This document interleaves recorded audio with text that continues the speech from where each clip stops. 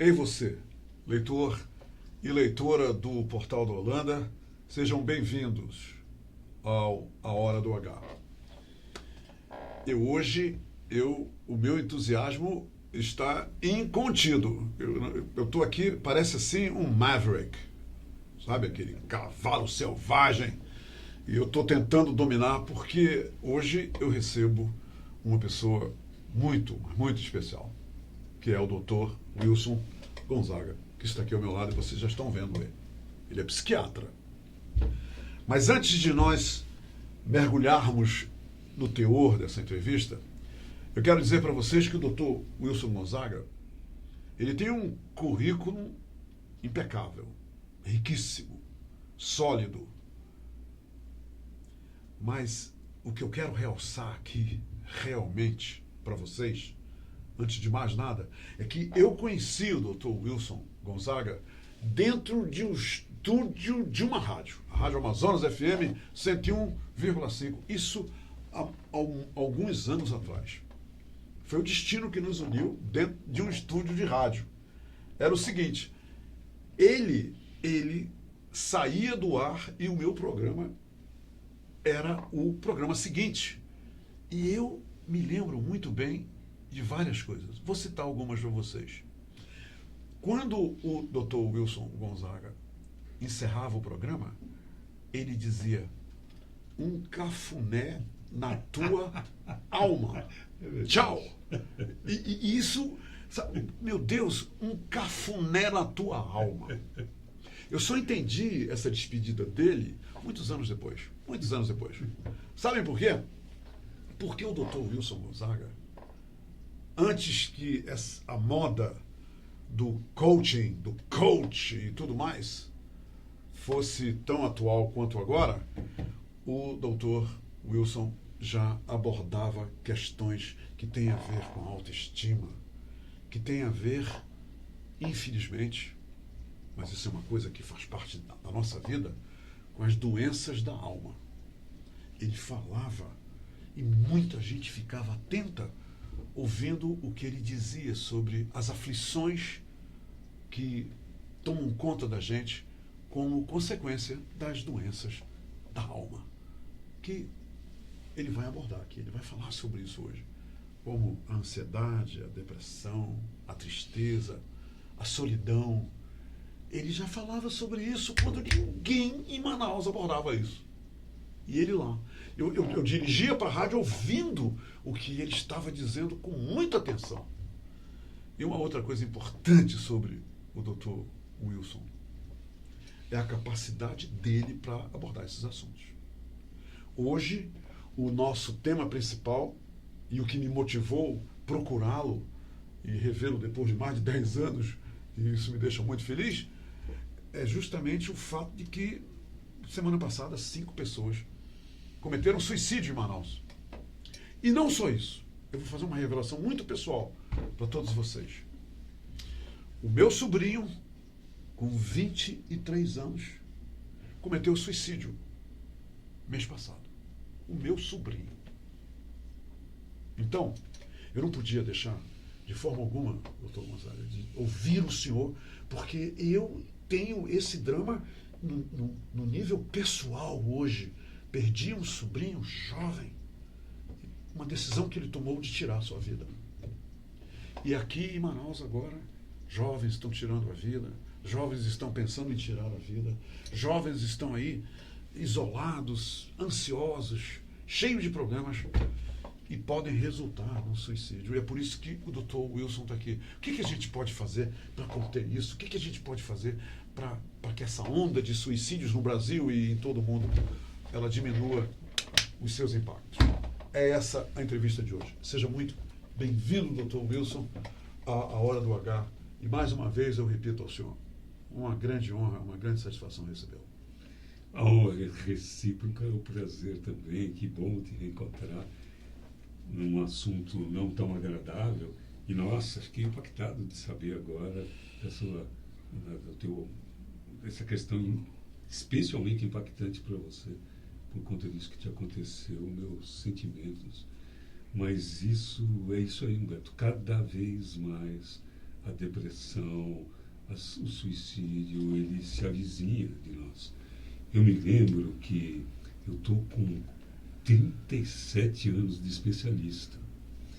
No começo da minha carreira em São Paulo, assim, vamos imaginar que cada 10 pacientes que a gente recebia no consultório, 9 eram com problemas de psicose, esquizofrenia, coisas do mundo afeto à psiquiatria tradicional, como a gente diz, quem procura um psiquiatra é doido. Isso já era um preconceito naquela época. Hoje, isso não cabe, porque cada 10 pacientes, 9 têm problemas de depressão e ansiedade para 1 com psicose. Então, é uma coisa que vem acontecendo e nos avizinhando. Nós brasileiros, somos o país com maior índice de transtorno depressivo na América Latina. E de ansiedade, um dos maiores do mundo. E isso vem crescendo no mundo todo, não só no Brasil. E a pergunta que se faz é: por quê? O que está acontecendo? Por que nós estamos nos matando? Por que nós estamos sofrendo? Por que nós estamos ansiosos cada vez mais e mais? Esses índices que o senhor acaba de citar são índices que se acentuaram de um certo tempo para cá, não é? Porque, como o senhor disse, as doenças eram outras, né? Eram outras, que sofriam preconceitos. Mas, de repente, essas doenças da alma, parece que o número de diagnósticos e tudo mais aumentou subitamente. Aumentou nos últimos 5 anos, é uma coisa de por volta de 18 e tanto, quase 19% nos últimos 5 anos. É um número significativo isso daí, muito grande, muito grande. E a faixa etária, assim, a causa de morte da juventude hoje, o suicídio, é a segunda, só perde para a violência. A faixa aí de 15 a 25 anos, ela aumentou consideravelmente. Quer dizer, o número de jovens se matando só perde para o número de jovens que são mortos em confrontos aí com polícia e tudo mais. Exatamente. A violência. A violência. Então, assim, esses episódios nos fazem refletir que vida que nós estamos levando. Se a gente for pensar um pouco filosoficamente, nós vamos perceber uma mudança muito grande na tecnologia. Há muito pouco tempo atrás, nós andávamos de biga. Hoje, nós andamos de jato. Agora, o homem que pilotava a biga não é muito diferente, ou nada diferente do homem que pilota o jato. Nós tivemos um avanço muito grande na tecnologia e no quesito moral, filosófico, continuamos o mesmo, quiçá pior, correndo atrás da materialidade. Tentando se adaptar a tudo isso, né? E ir atrás de querendo ter mais do que ser. Esta é a questão. Bingo. Você tocou nesse binômio desequilibrado entre ter e ser. Existem 3 palavras, assim, Humberto, que eu, assim, coloquialmente, acho que todo mundo, você também, coloca como sinônimo: comum, normal e natural.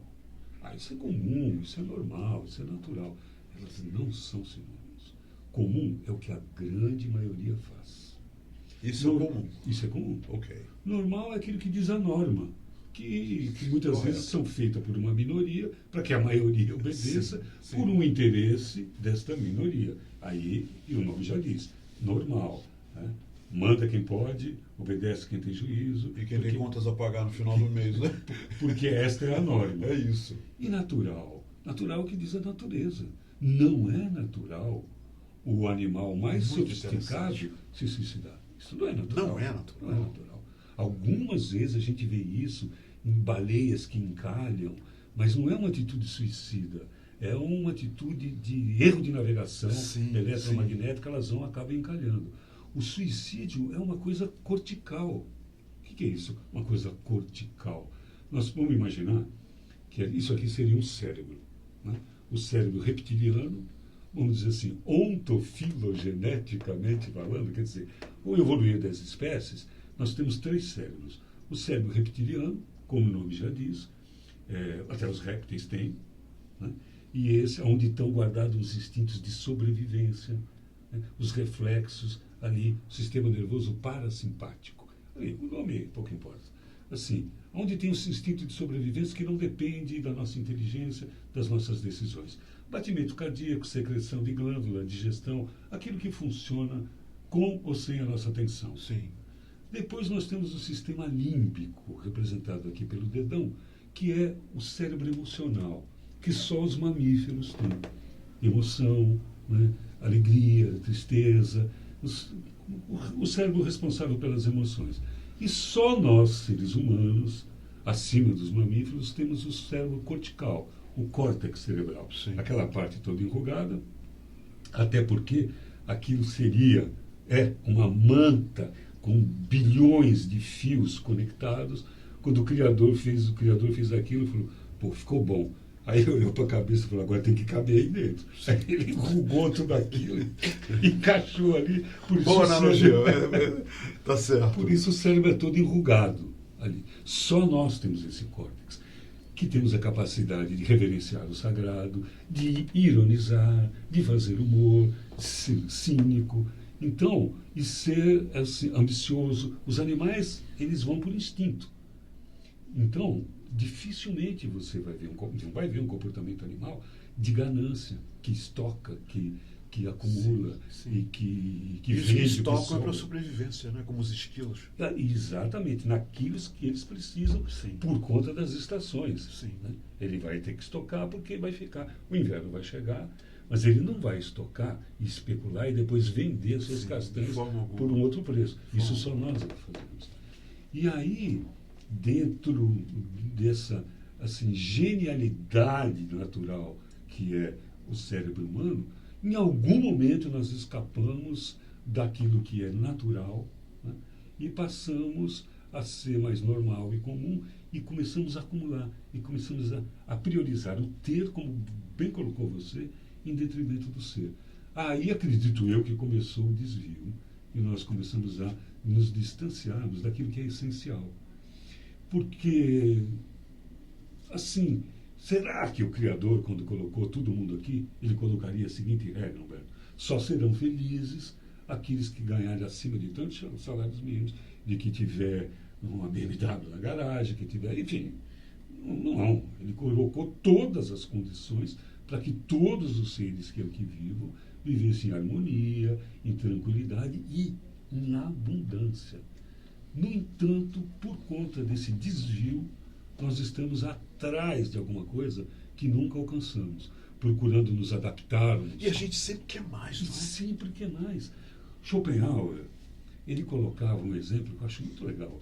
Assim, colocou num dos seus escritos que o homem moderno funciona como os carroceiros do norte da Itália. Como assim?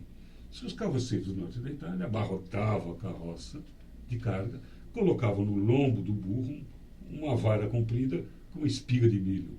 O burro via aquela espiga de milho e saía atrás daquilo. Sempre tentando pegá-la. E nunca alcançava. Sempre tentando pegar, porque quando tem um, quer dois. Quando tem dois, quer três. E inflacionando isso. E quando nós sabemos, todos nós sabemos, que as coisas que nos trazem felicidades não são compráveis. Aceitação, amizade, amor, carinho, sentimento de proteção, de pertencer. Nada disso está à venda. Nada disso está à venda. Não, de jeito nenhum. E todo mundo sabe disso. É verdade, é verdade. E, no entanto, esquecemos, mergulhados numa vida comum e normal, esquecendo da nossa própria essência. Doutor Wilson, me diga uma coisa. Nós nascemos sozinhos, nós morremos sozinhos, né? E nós vivemos bem, convivendo com os amigos, com a família, com os filhos e tudo mais. Agora, as pessoas, hoje em dia, deixaram de depender mais em si e passaram a depender mais dos outros. O senhor acha que depender dos outros, do que os outros acham, do que os outros querem fazer com a gente, do que os outros podem contribuir para nós sermos felizes ou infelizes, o senhor não acha que essa questão do você se amar muito, você se achar que você é a sua grande fonte de energia, de felicidade, que você é dono do seu destino, você é quem desenha o seu destino. Será que isso hoje em dia está também deturpado, que a gente começa a depender de tanta gente e a coisa se complica e aí você se perde, aí você não entende mais nada, ninguém me ama, ninguém me quer, eu vivo só. E o que o senhor acha disso? É isso. Existe uma coisa que me parece até natural, lembrando das 3 palavras, que nós nos reconheçamos através do outro. Então, assim, nós somos seres gregários, que vivem em agregação, que vivem em sociedade. Portanto, o sentimento, naquela famosa pirâmide de Maslow, das necessidades, um dos mais sofisticados é o sentimento de pertença, de pertencer a algo, a um time, a uma cidade, a uma família. Isso é inerente ao ser humano. Agora, o que tem acontecido ultimamente é que isso tem sido supervalorizado, hipervalorizado, e o homem tem deixado de consultar a sua própria a si mesmo, essência, a sua natureza. Sua própria natureza.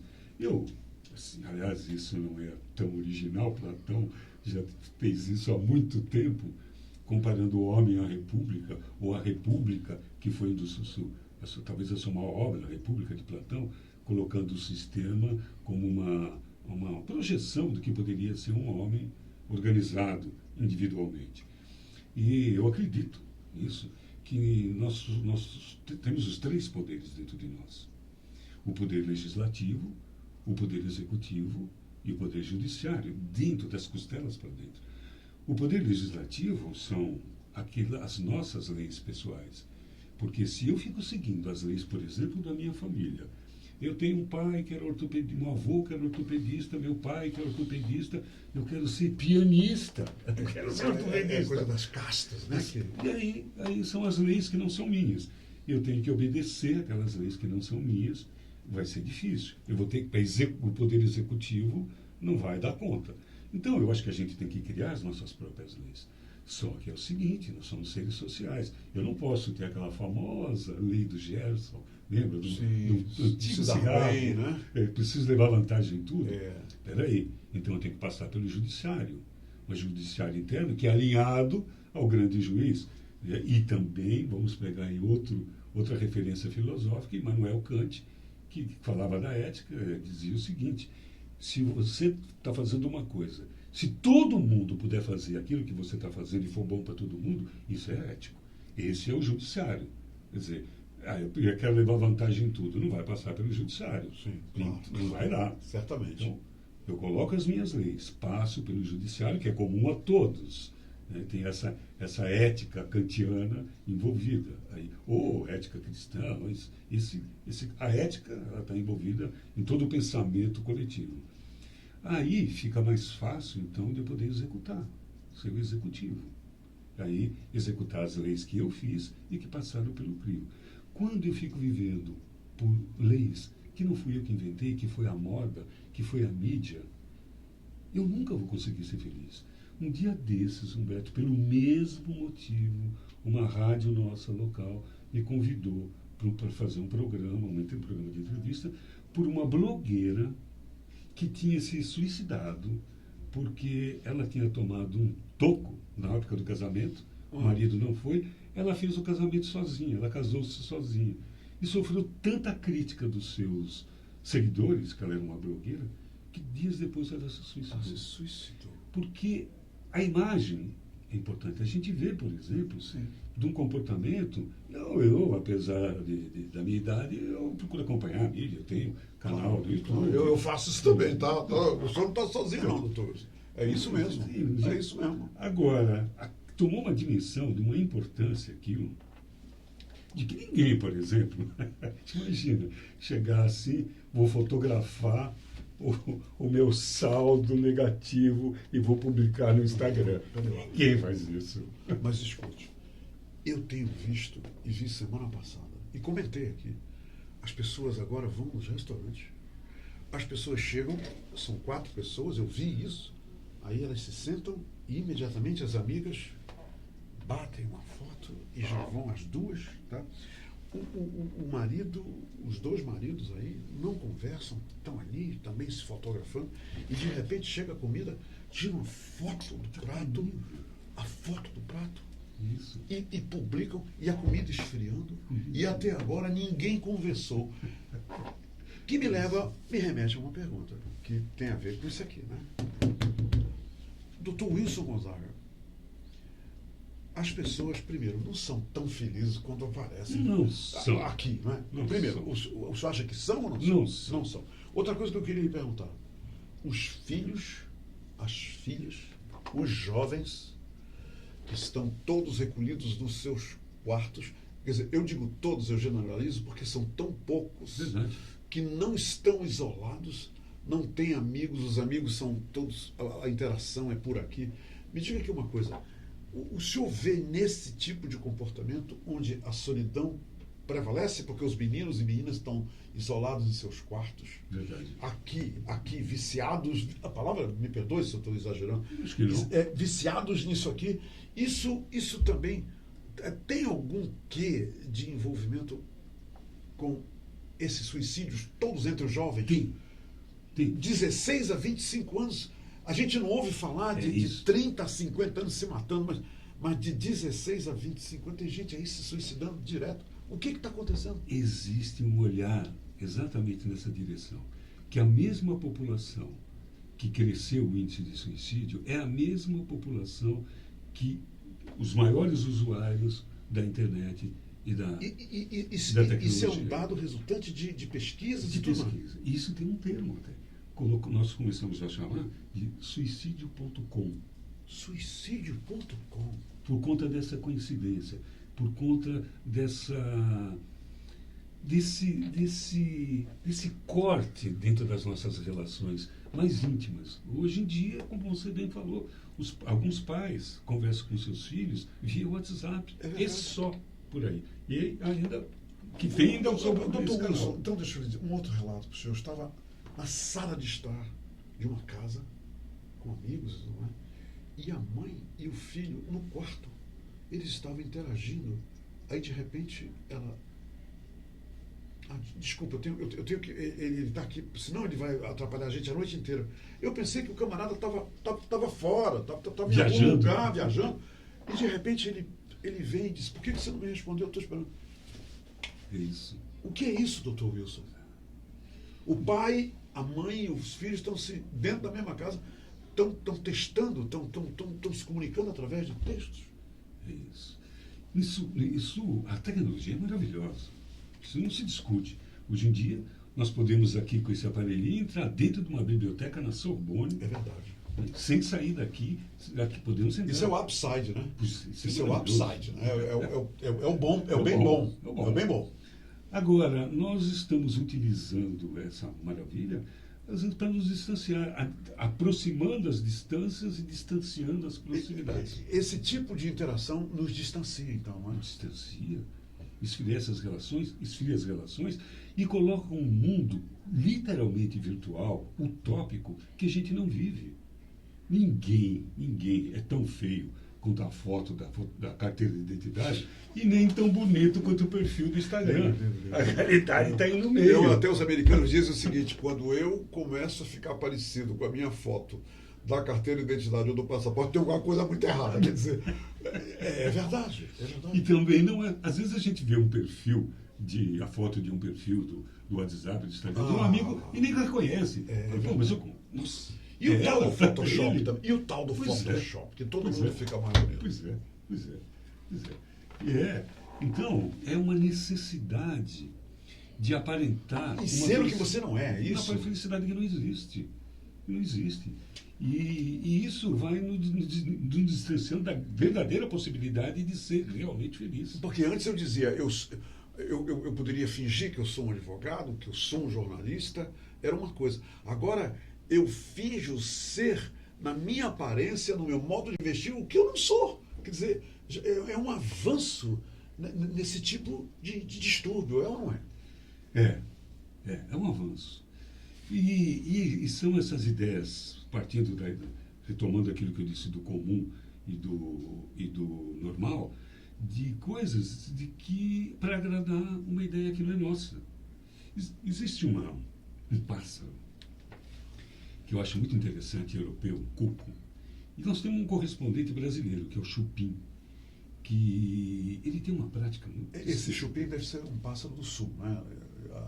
O habitat dele deve Eu ser... não sei. É da Amazônia? Eu não sei se é da Tá bom, Amazônia. eu vou pesquisar isso. Eu vou pesquisar aqui daqui a pouco. Mas ele tem uma característica, Ah. que o cuco famoso por isso, que é o Sim. seguinte: quando o pássaro não está no ninho, ele vai lá, invade o ninho, joga os ovos do dono do ninho e coloca os dele e vai embora. E o casal vem e cria aqueles ovos. Quer dizer, ele faz isso quando os donos do ninho estão fora. Estão fora, Ele não estão está, presentes. coloca os dele e vai embora. E vai embora. E vai viver a vida dele, e o outro vai criando os ovos do cuco ou do chupim, que faz isso também, e que são estranhíssimos, não tem nada a ver, enormes às vezes, e o cara tem que alimentar. Por que eu estou falando isso? Porque às vezes não, isso tem acontecido na nossa sociedade. Nós vamos alimentando ovos de cuco, porque existe uma diferença muito grande em pensar e ter pensamento. Como assim? Que diferença é? Para pensar, nós temos que estar presentes e é uma atitude ativa. Quando um homem pensa, ele pode modificar o mundo quando um ser pensa. Quando, de repente, sei lá, Isaac Newton, sentado ali embaixo da macieira, se é que aconteceu isso, eu duvido que foi assim, e a maçã cai na cabeça dele, e ele cria a teoria da gravidade, ele estava pensando.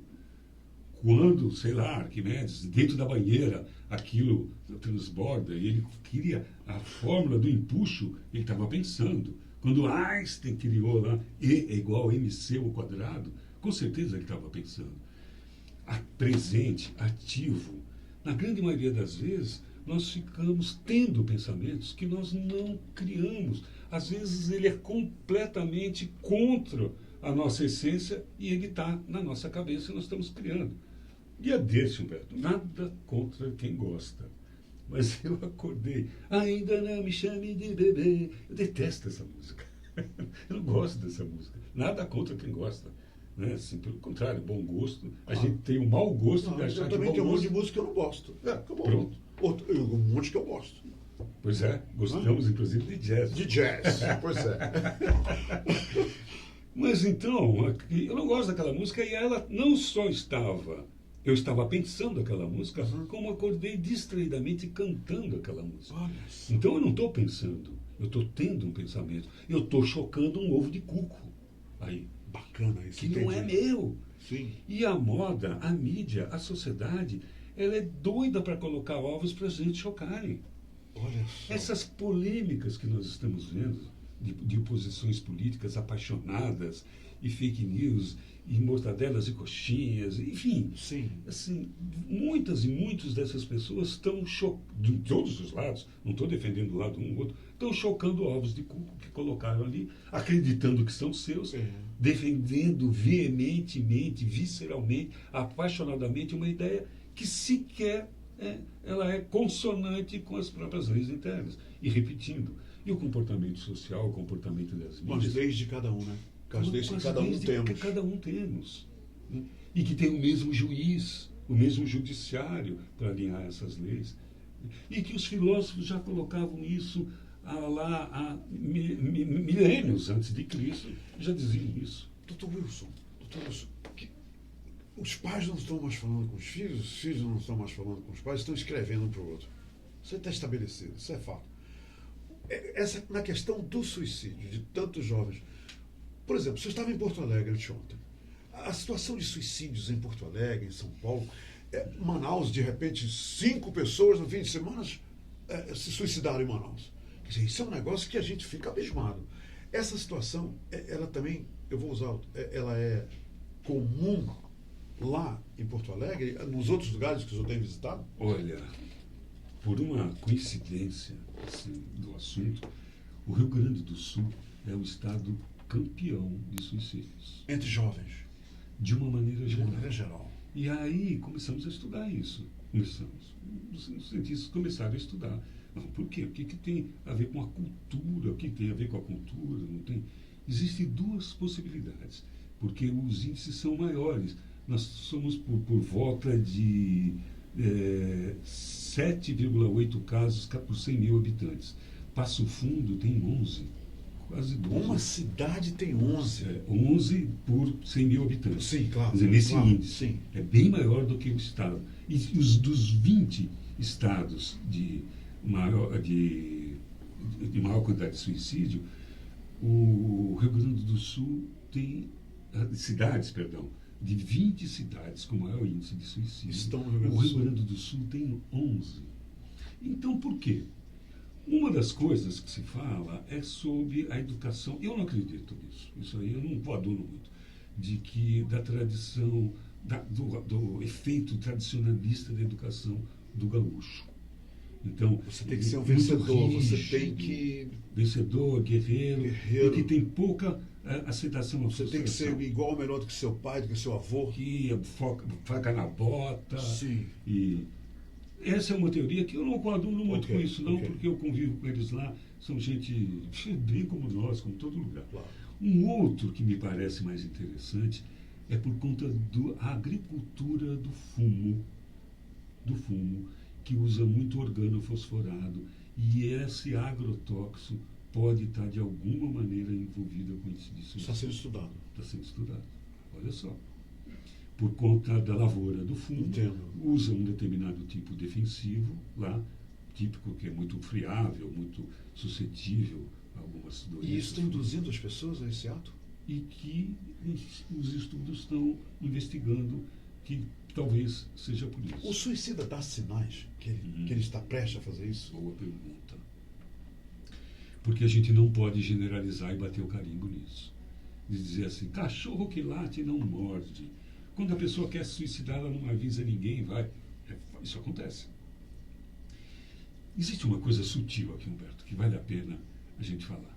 Existe uma diferença entre não querer viver e querer morrer. Como Uma assim? diferença entre não querer viver e querer morrer. E querer morrer. Isso determina Qual os é tipos de essa suicídio. diferença, doutor?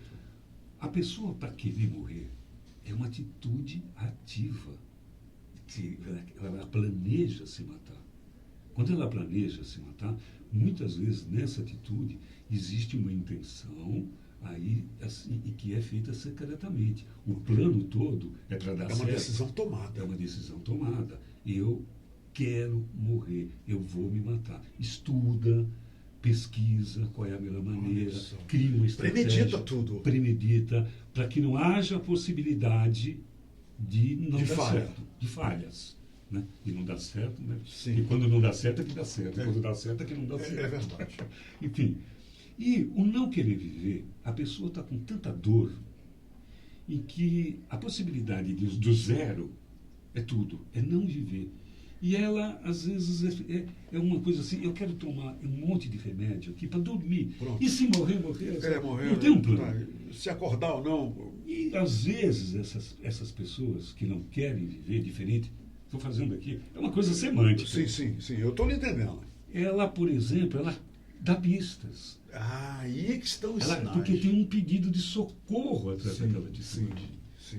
Tem um pedido de socorro, ela comete um ato sinal, e doutor. manda uma mensagem Para amigos, para amigo, pra já vem dando pra sinal, confidentes. me ameaça, não estou aguentando mais. Agora, nós precisamos tomar muito cuidado com tudo isso que eu estou falando, porque pode ser diferente disso que eu estou falando também. Então nós não podemos colocar um carimbo. Entendi. Isto é assim, eu estou colocando essa diferença porque é uma diferença de querer morrer e de não querer viver. Vamos dizer assim, claro, entre aspas, não querer viver é menos grave, porque existe ainda um desejo de uma solução. E tem os sinais que serão emitidos, né? Que pode ter sinais emitidos com antecedência.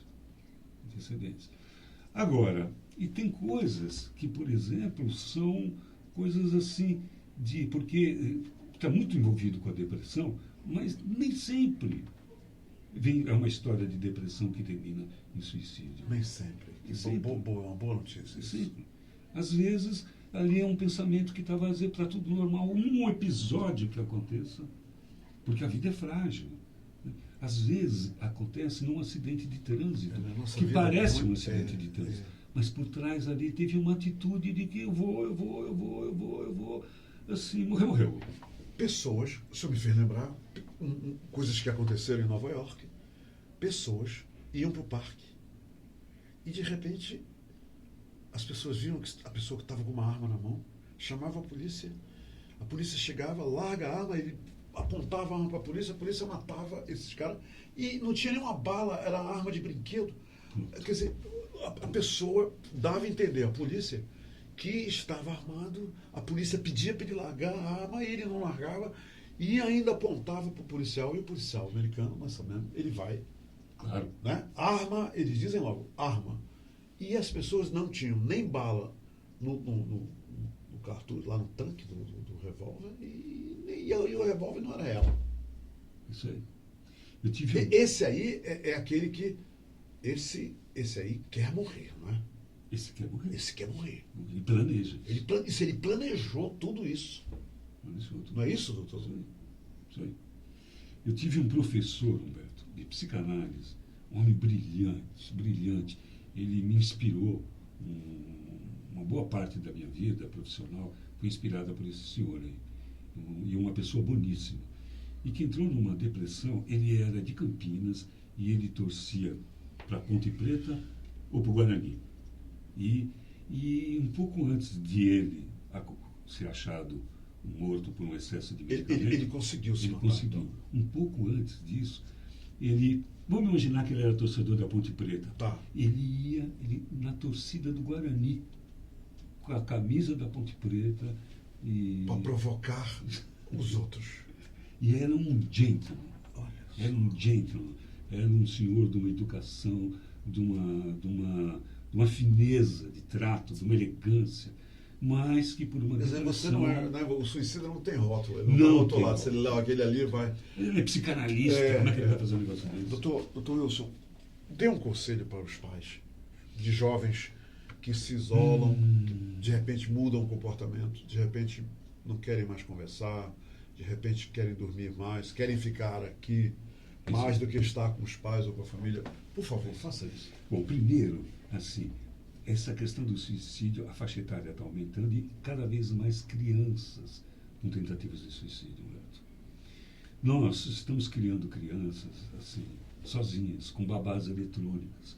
Eu sei que no mundo de hoje o papai trabalha, a mamãe trabalha e assim tem que ser tal. Então, priorize. Se você não tem qualidade de tempo, se você não tem quantidade de tempo com seus filhos, você tem que priorizar, deve priorizar a qualidade. E quando está com seus filhos... Qualidade do tempo que você passa com seus E filhos. quando está com eles, está com eles. E não querer que eles estejam com você. Abandone os celulares e tenha brincadeiras ao ar livre, jogos, coloque limites, assim. Mostra para eles quem é o capitão do navio. Porque crianças que crescem sem limite, que tudo pode, vão se encontrar com a frustração. Porque no mundo, não é que todo mundo pode. No mundo real não é assim. Não. Às vezes, culpados pela ausência em casa, tentamos compensar com bens materiais e com a permissão de que tudo pode. E ficamos intolerantes com a intolerância dos nossos filhos. Quer dizer, eles não podem ter frustração. É necessário que eles tenham tédio, que eles tenham problemas, que resolvam. E a gente não pode descascar as laranjas para eles. Faz parte da vida isso. E, acima de tudo, a educação encaminha, o conselho encaminha, o exemplo arrasta. Não adianta nada querer ensinar os seus filhos e você fazer completamente diferente. Então, assim, é ali que começa o desvio, a frustração. Se nós tivermos, claro que temos, e cada vez podemos ter mais, e voltar a ter famílias mais fraternas, mais afetivas, ninhos mais acolhedores, o nível de saúde mental dos pássaros que vêm desse ninho será melhor. Numa sociedade onde nós estamos distantes, pais conversam com filhos eletronicamente, onde os filhos não têm seus limites, não têm a educação. Muitos de nós, pais modernos, terceirizamos a educação dos nossos filhos nas escolas. A escola dá informação, a formação é a família quem tem que dar. E aí a qualidade, porque uma vez que quantidade, nós sabemos que cada vez mais o mundo moderno o tempo tem sido escasso para as famílias. Nós perdemos os rituais familiares. Sim. Almoçar juntos, Sim. o pai senta na cabeceira, Infelizmente. o bife maior era dele. Né? Perdemos isso. É verdade. Hoje cada um almoça. Hoje a gente não vê mais os pais dizer, Deus te abençoe. Não tem, aqui Acabou. não tem, né? Hã? As pessoas tomam bem Sim, livro sim. aqui, né? São Paulo É. tem isso. Não, tem algumas famílias ainda que os filhos tomam a bênção e tudo, mas a grande maioria não faz mais Não faz isso. mais isso. Doutor Wilson Gonzaga, obrigado pela entrevista e obrigado por ter feito esse cafuné na nossa zona. Muito obrigado. Eu que agradeço, foi um prazer. Como passou rápido esse Passou tempo. rápido. A companhia sempre Prazer. aprazível. Não vamos passar mais de 10 anos para não me ver Não. agora, não. Não, Tá bom? prometo que eu vou assistir você tocando jazz na sua Obrigado. super banda. Obrigado. Gente, obrigado pela companhia. Tudo de bom para vocês e eu vou, nas minhas orações, sempre pedir mais união, mais atenção, mais qualidade nas nossas famílias, no relacionamento com os nossos filhos e com os nossos entes queridos. Obrigado, muito obrigado mesmo. Até amanhã. Se quero te amar e te amar e te amar muitos anos, cuida bem de mim. Então misture tudo dentro de nós.